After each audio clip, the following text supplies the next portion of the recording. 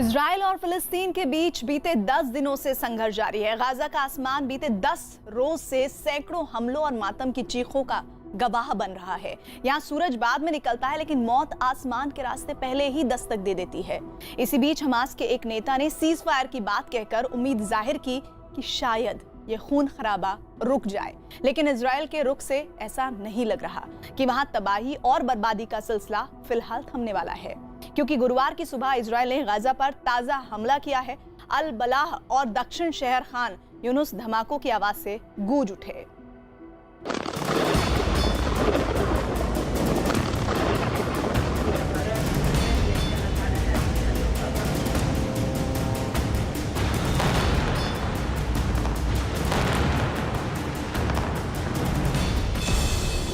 Gaza पर फिर गिरी गाज।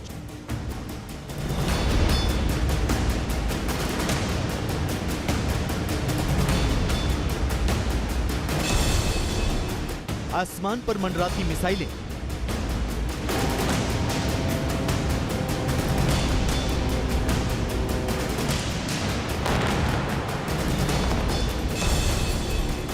मातम बरसाती मौत की मिसाइलें।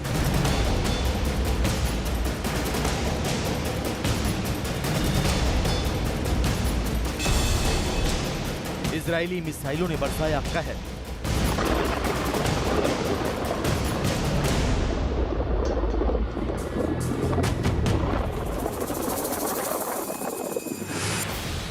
बीते 10 रोज से ये आसमान रात के अंधेरे में ऐसी ही चमकदार रोशनी और तेज धमाकों के साथ साथ तबाही के गुबार का गवाह बन रहा है। आसमान से बरसते रॉकेट, बम और मिसाइलों का शोर जैसे ही थमता है तो सारा आलम मातम की चीखों में डूब जाता है।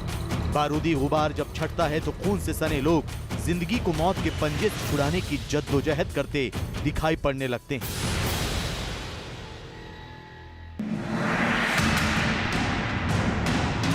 ये गाजा पट्टी है जहां इजराइल के हमले रुकने का नाम ही नहीं ले रहे। यहां सूरज बाद में निकलता है, मगर मौत पहले ही आसमान पर अपना डेरा जमा लेती है। बीती 10 तारीख से शुरू हुआ मौत का ये सिलसिला गुरुवार की सुबह भी जारी रहा। कहने को इजराइल अपने जानी दुश्मन और आतंकी संगठन हमास का वजूद मिटाने को आमादा है, मगर इस जमीन की एक सच्चाई ये भी है कि यहाँ हर गुजरते पल के साथ मौत के फौलादी और बारूदी पंजे इंसानियत को दबोच रहे हैं। والناس نائمون جميعا ما سمعنا الا صوت اللي هو طبعا الانفجار الاول، صوت الزنانه، وقد خرقت اللي هو طبعا سقف البيت من 3 أدوار. فيه يعيش اكثر من حوالي 40 نفر. كل هؤلاء خرجوا جميعا، اقول والله وانا صادق، كلهم خرجوا من بشعره ومن بملابسه ومن يلبس دون ملابس، من الخوف الذي اللي هو طبعا فزع اللي هو طبعا الاطفال والكبار। गाजा सिटी पर इजराइल ने गुरुवार की सुबह सुबह जबरदस्त हवाई हमला बोला। अंधेरे में डूबा गाजा का आसमान अचानक रॉकेट के शोर और बारूदी रोशनी से चमक उठा। इजराइल के इस ताजा हमले में कम से कम 6 फिलिस्तीनी मारे गए और दर्जनों बुरी तरह जख्मी हो गए। चश्मदीदों की बातों पर यकीन किया जाए तो खान यूनिस इलाके में चारों तरफ तबाही और बर्बादी का आलम, क्योंकि यहाँ आधी रात से ही इजरायली लड़ाकू विमानों ने यहाँ के आसमान पर अपना कब्जा जमा लिया था और सुबह सूरज निकलने से पहले ही मौत बरसा दी। الساعة 5 الفجر على صوت الانفجار اتفاجأنا، ما ملاقين غير انه انفجار مرة واحدة، وين ما نعرفش. مرة تانية انفجار تاني على طول حربي من غير لا سابق انذار، لا خلينا ولا سابق انذار ولا اي حاجة. اتفاجأنا لقينا الدنيا كلها مدربكة، ضاربين دار جيراننا واحنا بيننا وبينهم متر شارع، فكل الضربة اجت حمل هواية اجى كله فينا. استشهدت مرت عمي وعندي إصابتين.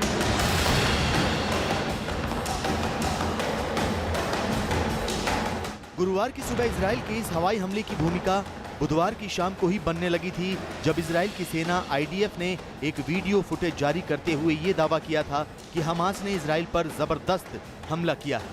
IDF का दावा है कि गाजा पट्टी के खान यूनिस इलाके से मल्टी बैरल रॉकेट लॉन्चर के जरिए इजराइल के दक्षिणी इलाके में हमास ने कई रॉकेट दागे। हमास की इस जुर्रत को मुंहतोड़ जवाब देने के लिए इजराइल के प्रधानमंत्री बेन्यामिन नेतन्याहू ने अपनी सेना को खुली छूट देते हुए हमास पर तगड़ा हमला करने की इजाजत दे दी। इसके बाद इजरायली लड़ाकू विमान गाजा पट्टी के रिहायशी इलाकों पर बम बरसाने लगे।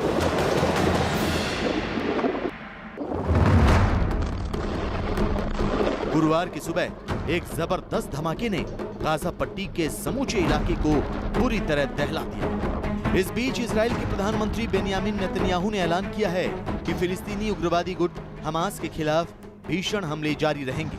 नेतन्याहू का यह बयान ऐसे वक्त पर आया है जब दुनिया भर से दोनों पक्षों के बीच शांति की अपील की जा रही है।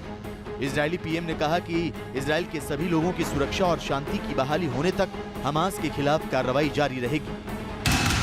आईडीएफ का दावा है कि हमास के कमांडरों के ठिकानों में से एक ठिकाने को पूरी तरह से तबाह कर दिया गया है। दक्षिण गाजा पट्टी की सीमा पार बनी एक 20 मीटर गहरी सुरंग को भी बर्बाद कर दिया गया है। इसके अलावा दूसरे ठिकानों को भी निशाना बनाया गया, जिनमें सैन्य परिसर और रिहायशी इलाके शामिल हैं। आईडीएफ के मुताबिक गाजा शहर में हमास के 5 सैन्य परिसरों पर भी हमला किया गया।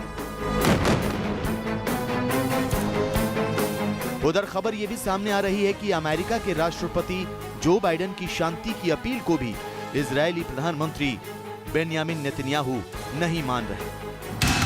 इस बीच अमेरिका ने बुधवार को कहा था कि वो संयुक्त राष्ट्र के सीज फायर कराने के प्रस्ताव का विरोध करता है। अमेरिका ने यह भी कहा कि बाइडेन प्रशासन के प्रयासों से इस संकट को खत्म किया जा सकता है। अमेरिका ने इजराइल और फिलिस्तीन के बीच हिंसा को बंद करने के लिए संयुक्त राष्ट्र में लाए गए प्रस्ताव को 4 बार ब्लॉक कर दिया। इसके बाद फ्रांस ने प्रस्ताव को तैयार किया। नमस्ते।